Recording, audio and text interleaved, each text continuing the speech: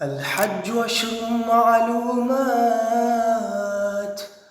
فمن فرض فيهن الحج فلا رفث ولا فسوق ولا جدال في الحج। इब्राहिम अलैहिस्सलाम जहाँ पर पैदा हो वहाँ पर देखे कि वहाँ पर बुतों की परस्तिश होती थी।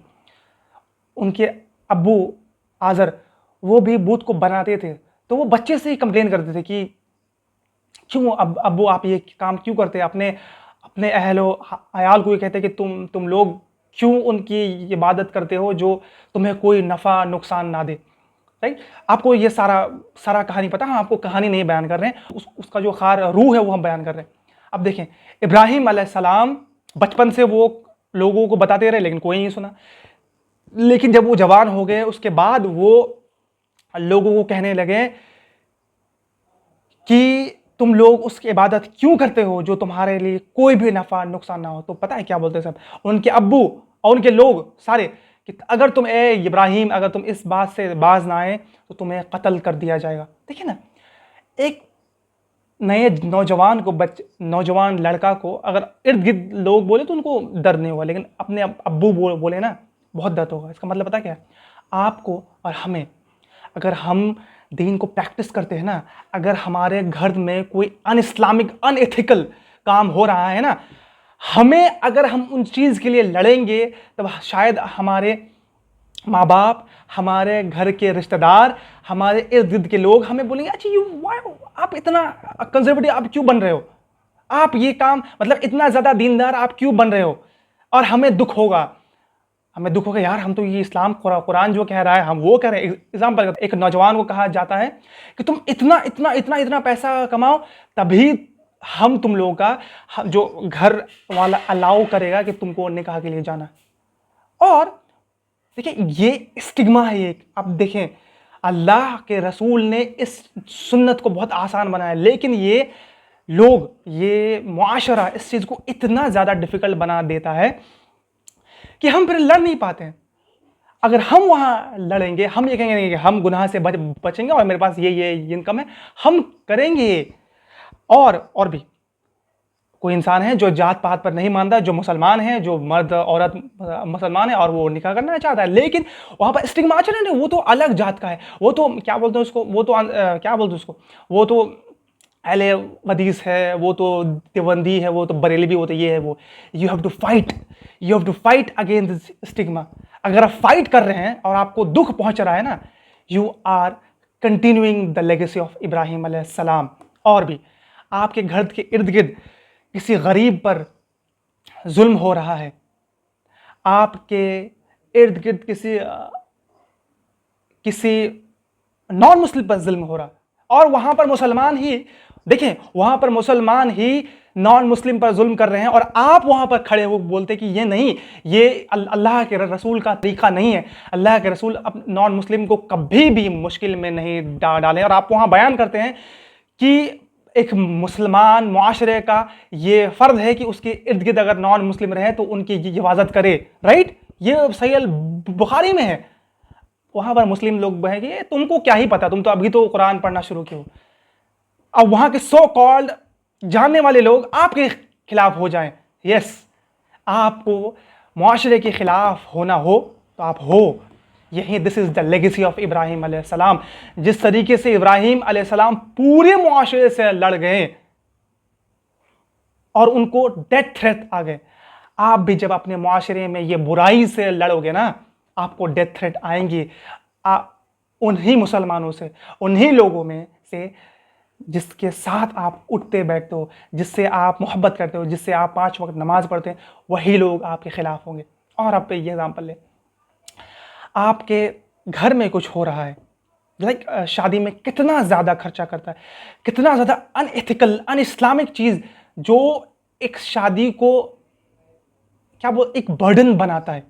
वहाँ पर आप खड़े होकर कहते हो कि नहीं, हम कोई भी फालतू खर्चा नहीं करेंगे, हम मस्जिद में सिंपल निकाह करेंगे। राइट, ये मर्दों पर है।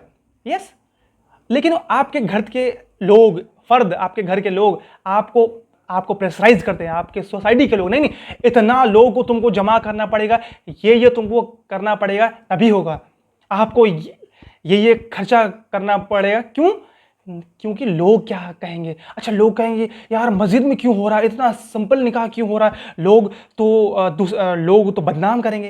This is the different kind of शिर्क, this is the different kind of डर which comes from सोसाइटी के तरफ से आता है। ये डर, ये एक तरह का डर है, शिर्क है, जो आपको अल्लाह से हटाकर इस सो कॉल इस्लामिक सोसाइटी के तौर पर आपको मिलता है। और वहां पर आप खड़े होते हैं और वहां पर आप क्या बोलते हो, नहीं, वो will fight from this kind of stigma. ये this is the legacy of Ibrahim अलैहिस्सलाम।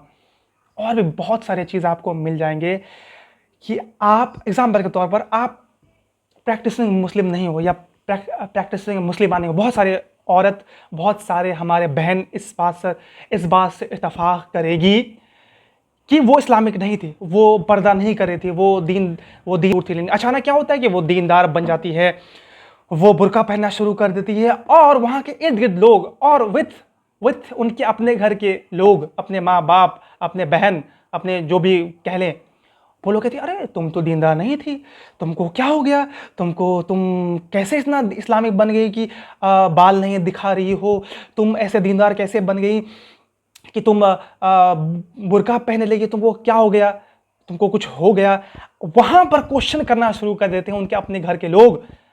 और वो फिर क्या कहते हैं, और जब वो किसी शादी में जाती है, जहाँ पर जाती है जहाँ बहुत सारे लोग हैं, जहाँ पर मिक्स गैदरिंग है, और वहाँ पर पर्दा करती है, तो अपने घर के लोग कहते हैं अरे यार अभी तो शादी है, मेकअप शेकअप करो, मतलब अभी बुर्का पहनना एक्सट्रीम है, ये है। तब वो औरत, तब वो नौजवान लड़की, तब वो मुस्लिमा क्या कहती है कि नहीं, हम तो पर्दा करेंगे। जब घर के बाहर पर्दा का हुक्म है तो वहां तो बहुत सारे लोग होंगे, तो वहां तो हमको लाजमी अपने आप रखना है। और लोग तो छोड़े, वहां के अपने लोग, अपने घर वाले लोग बोलेंगे नहीं नहीं ऐसा कैसे होगा, इतना ज्यादा कंजर्वेटिव क्यों बन गए। This is the legacy of Ibrahim अलैहिस्सलाम। वहां जो बहन अपने घर वालों से बहस करती है, लड़ती है अच्छे अंदाज में, आप इब्राहिम अलैहिस्सलाम के लेगेसी को फॉलो करें। देखें ना, इब्राहिम अलैहिस्सलाम को इस गुनाह पर कि वो एक अल्लाह पर ईमान लाए, उनको एक आग में दहकती है, आग में फेंक दिया गया, और उन्हें कहा गया कि तुम मान लो, तुम इस काम से बाज आ जाओ, तो वो नहीं माने, तो उनको आग में फेंक दिया गया। लेकिन अल्लाह कहते हैं कि ए आग, तुम सलाम, मतलब तुम ठंडी हो जाओ, मतलब सलाम का मतलब ना ज़्यादा ठंडी ना ज़्यादा गर्मी, मतलब उसके लिए बहुत बेहतरीन जगह बन जाओ। क्यों? इब्राहिम अलैहिस्सलाम को अलग अलग टेस्ट से गुजरना पड़ा, अलग अलग मुश्किलात से गुजरना पड़ा, तभी उनको मदद आई अल्लाह के और इब्राहिम अलैहिस्सलाम ने क्या कहा, हस्बुनल्लाहु व निअमल वकील, हस्बुनल्लाहु व निअमल वकील, अल्लाह ही मेरा कारसाज है, अल्लाह ही बेहतरीन कारसाज है। मतलब कि हमारे ज़िंदगी में कुछ भी हो रहा है, वो डिफ़िकल्ट होंगे, और वहाँ पर अल्लाह की मदद तभी आएगी जब अल्लाह पर हम बिलीव करेंगे, राइट।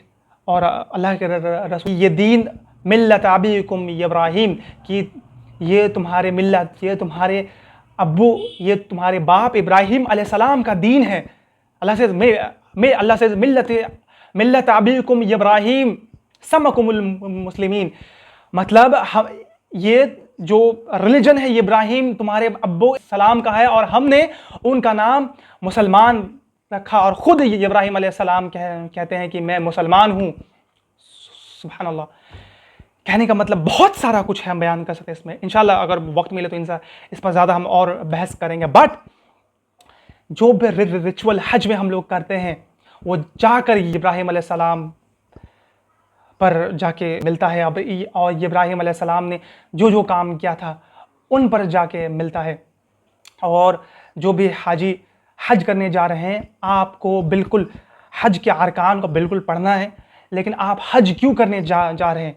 आप, अल्लाह के रसूल ने फरमाया ना कि जो आदमी हज करने जा रहा हो, मर्द और औरत, वो हज के बाद इस तरीके से आता है कि वो अपने माँ के पेट से पैदा हुआ, मतलब उसका कोई गुनाह नहीं रहता। पता है कब ये होगा?